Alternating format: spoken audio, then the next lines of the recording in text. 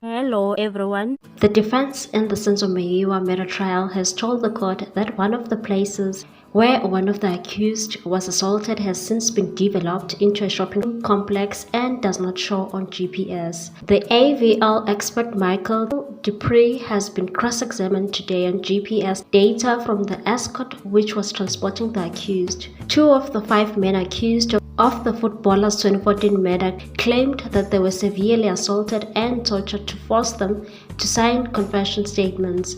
The defense has been at pains to link some of the stops that police made while escorting Ntanzi between 18 and 19 June 2020 to his version of being beaten and tortured at several places. One of Ntanzi's claims is that he was assaulted by police at a dumping site near Heidelberg Road on 19 June while being taken to Moroka police station, where he would sign a confession statement.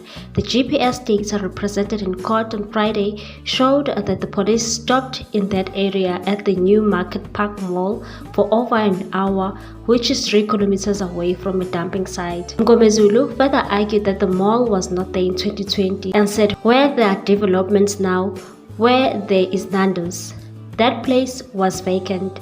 It was an open area. Ngomezulu said he will be taking steps to find records that confirmed the development. What's your take on this one, people? Thanks for watching. Please subscribe for more news.